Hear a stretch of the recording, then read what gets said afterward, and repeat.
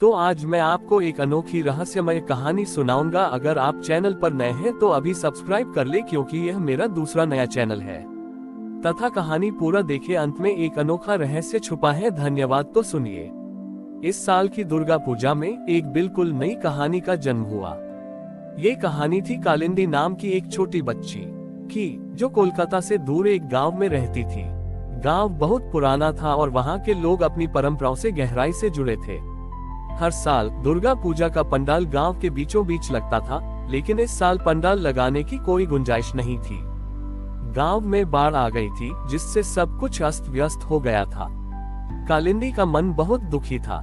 उसे दुर्गा माँ पर बहुत विश्वास था और वह चाहती थी कि किसी भी तरह से कलश स्थापना हो। उसने गांव के बुजुर्गों से बात की, लेकिन सबने निराशा जताई।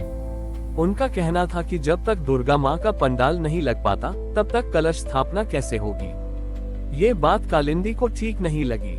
वह जानती थी कि पूजा की भावना पंडाल से ज्यादा महत्वपूर्ण होती है। उसने अपने छोटे से घर के आंगन में एक साफ जगह खोजी। उसने अपने पिता से थोड़ी मिट्टी और गंगाजल लाने के लिए कहा।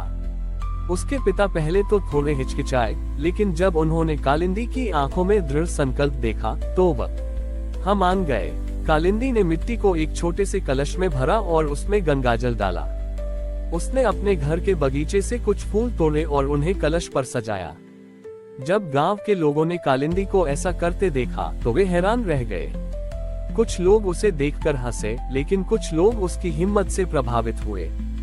कालिंदी ने किसी की परवाह नहीं की। उसने सच्चे मन से दुर्गा माँ का नाम लिया और कलश की स्थापना की।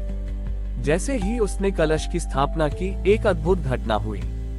अचानक तेज हवाएं चलने लगी और बादल गरजने लगे। गांव के लोग डर गए, लेकिन फिर बारिश रुक गई और आसमान साफ हो गया।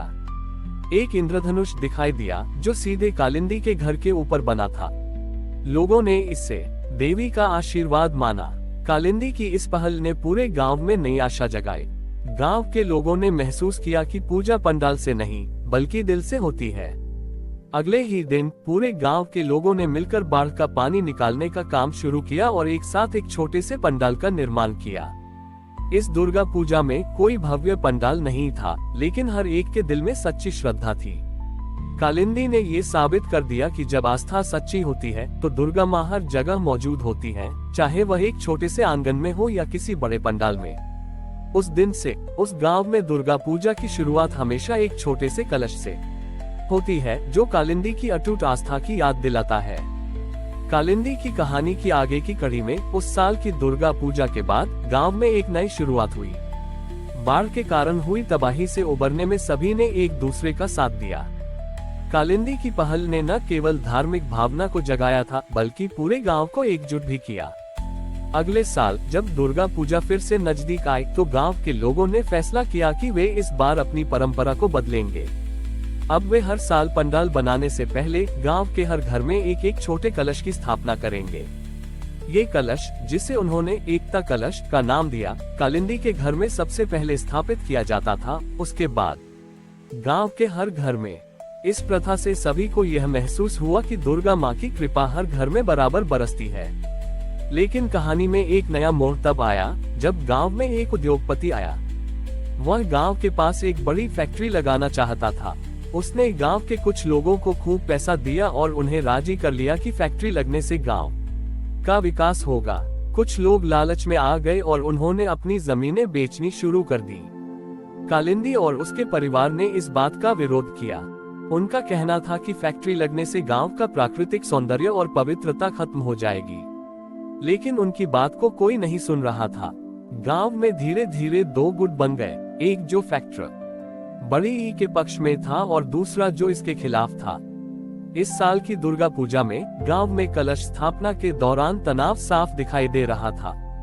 कुछ लोग पूजा में शामिल होने से बच रहे थे और वे अपनी अलग पूजा करने की बात कह रहे थे। कालिंदी को ये देखकर बहुत दुख हुआ। उसे लगा कि पिछले साल जिस एकता का जन्म हुआ था, वह अब खतरे में है। दुर्गा पूजा के मुख्य दिन पंडाल में कोई रौनक नहीं थी। चारों ओर सन्नाटा पसरा हुआ था। तभी कालिंदी ने एक साहसिक कदम उठाया। वह गांव के सभी बच्चों को लेकर पंडाल में आई। उन्होंने अपने हाथों में छोटे छोटे दीपक लिए हुए थे।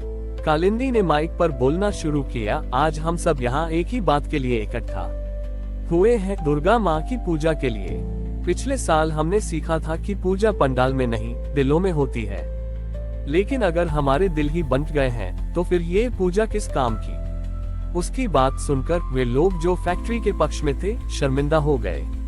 उन्होंने महसूस किया कि पैसे की चाह में वे अपनी सबसे महत्वपूर्ण विरासत एकता को खो रहे थे। उद्योगपति भी यह सब देख रहा था। उसने समझा कि इस गांव की भावना को खरीद नहीं सकते। उसने अपना फैक्ट्री लगाने का फैसला वापस ले लिया। गांव के लोगों ने एक दूसरे से माफी मांगी और फिर से एक हो गए। उस साल उन्होंने दुर्गा पूजा के साथ साथ एक नई प्रतिज्ञा भी ली कि वे हमेशा अपनी एकता और अपनी धरती की रक्षा करेंगे। कालिंदी ने उन्हें सिखाया था कि दुर्गा माँ सिर्फ शक्ति की देवी नहीं, बल्कि एकजुटता और प्रेम की भी देवी है। सालों बाद कालिंदी बड़ी हो गई थी और अब वह गांव की सबसे सम्मानित शिक्षिका थी। उसने बच्चों को सिर्फ अक्षर ज्ञान ही नहीं दिया, बल्कि उन्हें अपनी संस्कृति, अपनी मिट बड़ी और सबसे बढ़कर एकजुटता का महत्व सिखाया। गांव की नई पीढ़ी अब अपनी जड़ों से और भी मजबूत होकर जुड़ी थी। एक बार गांव में सूखे की स्थिति पैदा हो गई। कई महीनों से बारिश नहीं हुई थी। फसलें सूखने लगी थीं और पीने के पानी की भी किल्लत होने लगी थी। गांव के लोग फिर से चिंतित हो गए। उन्हें लगा कि इस बार उनकी परीक्षा बहुत कठिन है। कुछ लोग गांव छोड़कर शहरों की ओर जाने की सोचने लगे थे। कालिंदी को ये देखकर बहुत दुख हुआ। उसने गांव के बुजुर्गों और युवाओं को एक साथ बुलाया। उसने कहा, हमने दुर्गा माँ से सीखा है कि चाहे कितनी भी मुश्किल आए, हमें हिम्मत नहीं हारनी चाहिए। अगर हम सब मिलकर कोशिश करें, तो इस सूखे का सामना कर सकते हैं। गांव के लोगों ने कालिंदी की बात मानी। सबने मिलकर एक योजना बनाई। उन्होंने फैसला किया कि वे मिलकर एक पुराना तालाब खोदेंगे, जो सालों से मिट्टी और कूड़े से भरा हुआ था। हर घर से एक सदस्य इस काम में मदद के लिए आगे आया। गांव के बच्चे भी अपनी अपनी क्षमता के अनुसार काम में जुट गए। कोई फाव अड़ा चला रहा था, तो कोई मिट्टी हटा रहा था। जब दुर्गा पूजा का समय आया, तब भी तालाब का काम चल ही रहा था।